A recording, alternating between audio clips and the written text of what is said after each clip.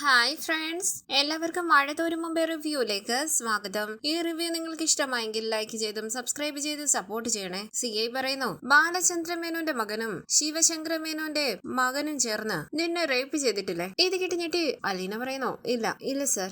അലീനയുടെ അരികിലേക്ക് ചെന്ന് CI പറയുന്നു, ദേ കള്ളം പറയരുത് പോലീസിനോട്. അപ്പൊ അലീന പറയുകയാണ്, എന്നെ ആരും റേപ്പ് ചെയ്തിട്ടില്ല സർ. CI പറയുകയാണ്, എന്നിട്ട് അവന്മാർ രണ്ടുപേരും സമ്മതിച്ചല്ലോ റേപ്പ് അറ്റംപ്റ്റ് നടന്നു.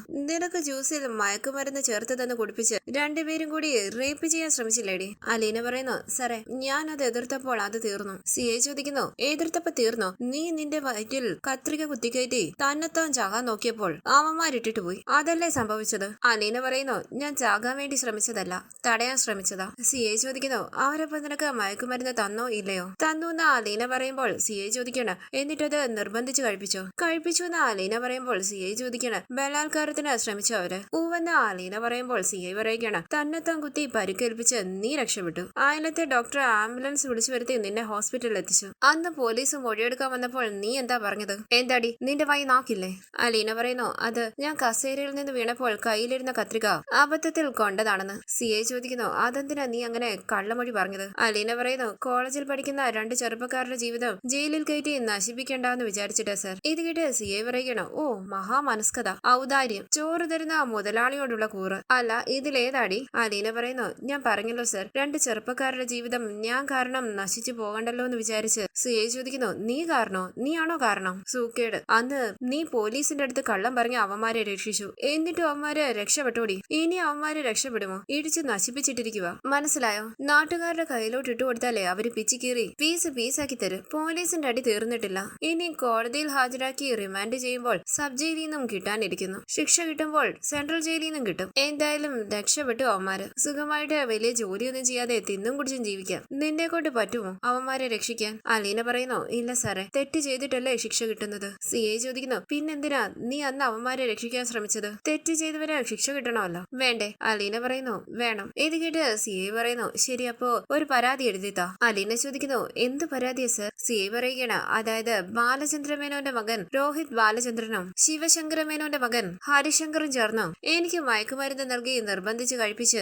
എന്നെ ബലാത്കാരം ചെയ്യാൻ ശ്രമിച്ചവരാണ്. എന്താടി മെഴിച്ചു നോക്കുന്നത്? അലീന പറയുന്നു, സാർ അതെല്ലാം കഴിഞ്ഞു പോയില്ലേ? CI ചോദിക്കുന്നു, എവിടെ കഴിഞ്ഞുപോയി? അന്ന് നീ പോലീസിനോട് സത്യം പറഞ്ഞിരുന്നുവെങ്കിൽ ഇന്ന് അവന്മാര് ആ പെണ്ണിനെ കൂട്ട ബലാത്സംഗത്തിന് ഇരയാക്കുമായിരുന്നു. അന്ന് നിന്റെ അടുത്ത് തീർക്കാൻ പറ്റിയില്ല അവന്മാർക്ക്, അതുകൊണ്ട് വേറൊരു പെണ്ണ അത് മുഴുവൻ താങ്ങേണ്ടി വന്നു. നീ അല്ലേടി കാരണം. അലീന പറയുന്നു, ഇങ്ങനെ സംഭവിക്കണമെന്നൊന്നും ഞാൻ ആഗ്രഹിച്ചിട്ടില്ല സർ, അങ്ങനെ വിചാരിച്ചിട്ട് പോലുമില്ല. CI പറയുന്നു, ഓക്കെ, സംഭവിച്ചു പോയി. നീ ഒരു പരാതി എഴുതി കൊടുത്തേക്ക്. രമേശ്, ഇവളെ കൂട്ടിക്കൊണ്ടുപോയി റൈറ്ററുടെ അടുത്ത് നിന്ന് ഒരു പരാതി എഴുതി വാങ്ങിക്ക്. ചെല്ല. ഇത് കേട്ട് രമേശ് അലീനയും കൂട്ടി അവിടെ നിന്ന് പോവുകയാണ്. തുടർന്ന് രമേശ് അലീനയോട് പറയുന്നു, എഴുത്തും വായന അറിയാലോ? അറിയാമെന്ന് അലീന പറയുമ്പോൾ രമേശ് പറയുന്നു, ഈ കസേരയിലോട്ടിരിക്കും. അലീന അവിടേക്ക് ഇരിക്കുമ്പോൾ കോൺസ്റ്റബിളിനെ വിളിച്ച രമേശ് പറയുന്നു, കുറച്ച് വൈറ്റ് പേപ്പറും ഒരു പേനയും കൊണ്ടുവാ. നിനക്ക് എത്ര വയസ്സുണ്ട്? 23 അലീന പറയുമ്പോൾ രമേശ് ചോദിക്കുന്നു, ജനന തീയതി അറിയാമോ? അറിയാമെന്ന് അലീന പറയുമ്പോൾ രമേശ് ചോദിക്കണം, ഓർഫനേജിൽ വളർന്ന നിനക്ക് എങ്ങനെ അറിയാം? നിന്റെ ഡേറ്റ് ഓഫ് ബർത്ത്? അലീന പറയുന്നു, സർട്ടിഫിക്കറ്റിലുണ്ട്. ഇത് കേട്ട് രമേശ് ചോദിക്കാണ്, ഓ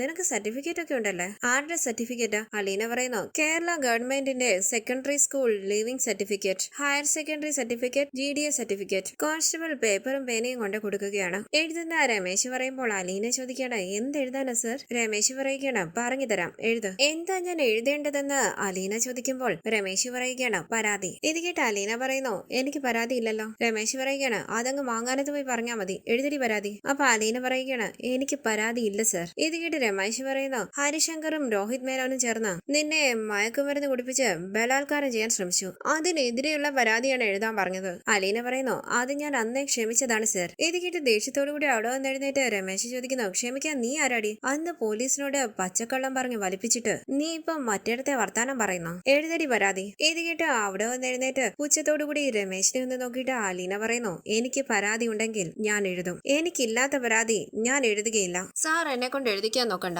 ഇത് കേട്ട് രമേശ് പറയുകയാണ്, അപ്പോ നീയും കൂടി ചേർന്നാണ് മറ്റവളെ റേപ്പ് ചെയ്യാനുള്ള ഗൂഢാലോചന നടത്തിയതും ഒത്താശ ചെയ്തു കൊടുത്തതും. 5ാം പ്രതിയായിട്ട് നിന്റെ പേരും കൂടി ചേർക്കാൻ പോകുക.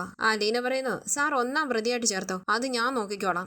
രമേശ് പറയുകയാണ്, നിന്നെ അറസ്റ്റ് ചെയ്ത് ലോക്കപ്പിലോട്ട് കയറ്റും, അത്ര തന്നെ. ഇത് കേട്ട് അലീന പറയുന്നു, സാറിന് ചെയ്യാൻ പറ്റുന്നതൊക്കെ ചെയ്തു. രമേശ് പറയുകയാണ്, കളിക്കല്ലേ മോളെ, തന്തേ മോനെ അടക്കി വെച്ച് കാശ് വാരിക്കൊണ്ടിരുന്ന നിനക്കിപ്പോൾ പരാതി തരാൻ മടി. അല്ലേടി ബാങ്ക് ബാലൻസ് ഉണ്ടല്ലോ കുറെ. ഇത് കേട്ട് അലീന പറയുന്നു, സാറ് കുറച്ചും കൂടി മര്യാദയ്ക്ക് സംസാരിച്ചാൽ കൊള്ളാം. വീട്ടിൽ അമ്മയോടും പെങ്ങളോടും സംസാരിക്കുന്നത് പോലെ എന്റെ അടുത്ത് പറയല്ലേ. ഇത് കേട്ട് ദേഷ്യത്തോടു കൂടി രമേശ് പറയുന്നു, കീർത്തി ഗ്യാങ് റേപ്പ് നടത്തിയതില് ഇവക്കും പങ്കുണ്ട്. ഇവളാണ് മയക്കുമരുന്ന് കലക്കി കൊടുത്തയച്ചത്.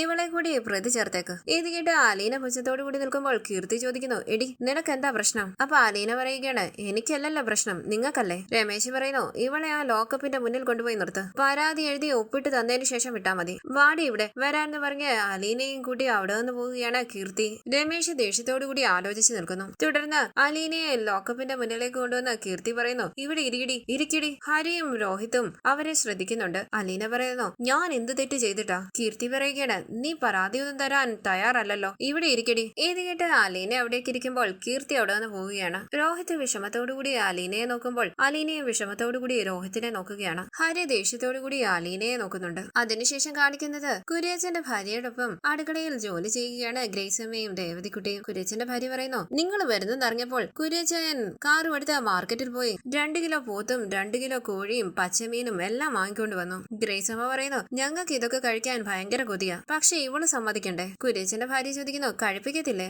അതോ വെക്കത്തില്ലേ? ഗ്രേസമ്മ പറയുകയാണ്, എല്ലാം നല്ല രുചിയായിട്ട് വെക്കും, എന്നിട്ട് തന്നെത്താൻ സാപ്പിടും.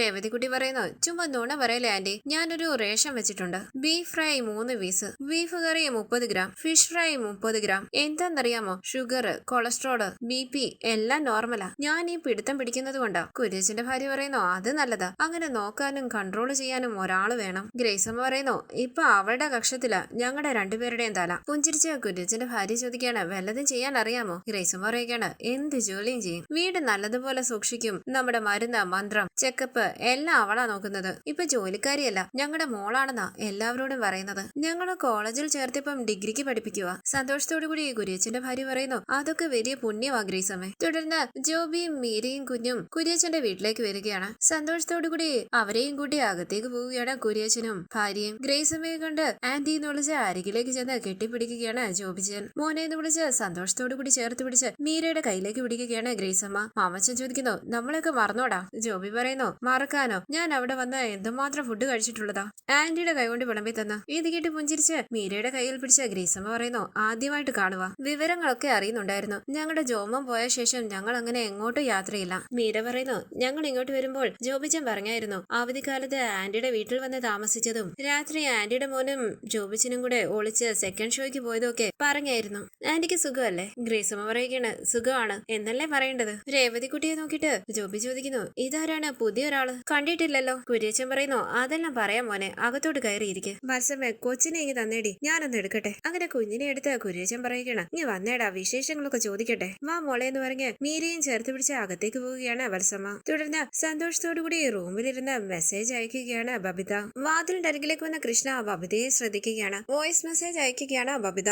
ഇന്നെനിക്ക് പുറത്തിറങ്ങാൻ പറ്റുമെന്ന് തോന്നുന്നില്ലടാ, ഞാനും കൃഷ്ണയെ മാത്രമേ ഉള്ളൂ. അതുമാത്രമല്ല വേറെയും പ്രശ്നമുണ്ട്. അമല് പറയുന്നു, എന്നാ ഞാൻ അങ്ങോട്ട് വരട്ടെ? നിങ്ങൾ രണ്ടുപേരും മാത്രമല്ലേ ഉള്ളൂ, അലീന ഇല്ലല്ലോ അല്ലേ? ഇത് കേട്ട് ബബിത പുഞ്ചിരിച്ച് ഫോണിലേക്ക് നോക്കുമ്പോൾ കൃഷ്ണ ദേഷ്യത്തോടു കൂടി ബബിതയെ തന്നെ നോക്കി നിൽക്കുകയാണ്. കൃഷ്ണയെ കണ്ട് ബബിത ചോദിക്കുന്നു, നീ എന്തിനാ ഒളിച്ചു നിൽക്കുന്നത്? കൃഷ്ണ ചോദിക്കുന്നു, ആരൊളിച്ചു? ഞാൻ നേരെയല്ലേ നിൽക്കുന്നത്. ബബിത പറയുകയാണ്, റൂമിലോട്ട് വരുമ്പോൾ ഒന്ന് ചുമച്ച് ശബ്ദം ഉണ്ടാക്കി വരണ്ടേ, ഇങ്ങനെ പതുങ്ങി വന്ന് നിൽക്കുന്നതാണോ മര്യാദ? കൃഷ്ണ പറയുന്നു, ഒരു മര്യാദക്കാരി. അച്ഛനും അമ്മയും ഹോസ്പിറ്റലില്, ചേട്ടനും ചേച്ചിയും പോലീസ് സ്റ്റേഷനില്. കാമുകനോട് സൊള്ളാൻ പറ്റിയ സമയം. ദേഷ്യത്തോടു കൂടി അവിടെ എഴുന്നേറ്റ് ബബിത പറയുന്നു, ഞാൻ സൊള്ളും, നിനക്ക് നഷ്ടമൊന്നുമില്ലല്ലോ, എന്റെ കാര്യത്തിൽ തലയിടാൻ വരരുത്. കൃഷ്ണ പറയുന്നു, അവനോട് വരാൻ പറ, മുടിയൻ തരയാൻ, അവന്റെ തലയിൽ കൂടി ഞാൻ മണ്ണെണ്ണ ഒഴിച്ച് കത്തിക്കും. നീ ഞൊട്ടുവെന്ന് ബബിത പറയുമ്പോൾ കൃഷ്ണ പറയുകയാണ്, ഈ വീട്ടിൽ ഇത്രയും പ്രശ്നങ്ങൾ ഉണ്ടായിട്ട് വല്ല കൂസലും ഉണ്ടോ എന്ന് നോക്കിയേ. അച്ഛന്റെ കാര്യം എന്തായെന്ന് അന്വേഷിക്കുക, അമ്മയൊന്ന് ഫോൺ വിളിച്ച് തിരക്കുക, ഗോവർദ്ധനങ്ങളെ വിളിച്ച് രോഹിയേട്ടന്റെ കാര്യത്തില് എന്നതാ ചെയ്യുന്നതെന്ന് ചോദിക്കുക.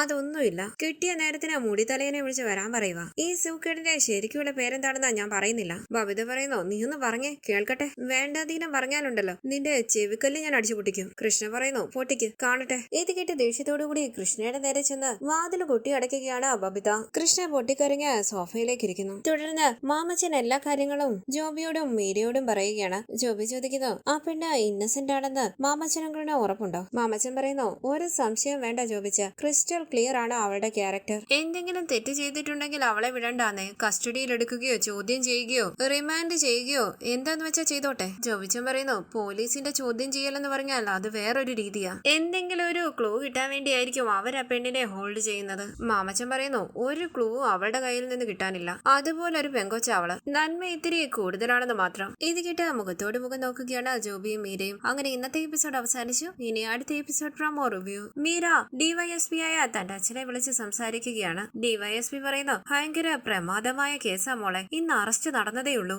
നാളെ ഭയങ്കര കോലുകളൊക്കെ ഉണ്ടാക്കും. അലീനെ കുറിച്ചെല്ലാം മീര അച്ഛനോട് പറയുകയാണ്. തുടർന്ന് പരാതിയിൽ ഒപ്പിട്ട് കൊടുക്കില്ല എന്ന തീരുമാനത്തിൽ ഉറച്ചു നിൽക്കുകയാണ് അലീന.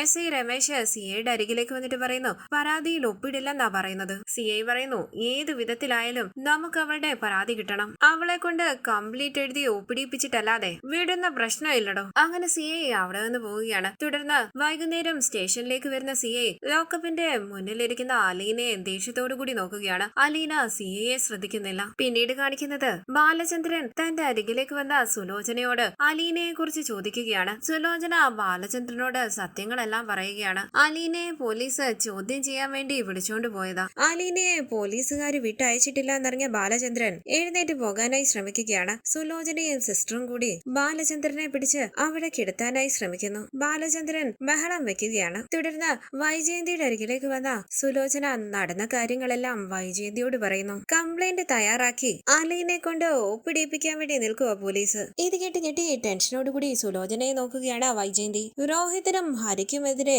അലീന പരാതി എഴുതി കൊടുത്താൽ കേസ് വീണ്ടും സ്ട്രോങ് ആകും. തന്റെ മകൻ കുടുങ്ങുമെന്ന് ഭയപ്പെടുകയാണ് വൈജ. വരാനിരിക്കുന്ന എപ്പിസോഡ് വിശേഷങ്ങളുമായി വീണ്ടും കാണാം. Thank you for watching. Please subscribe, like, share my channel.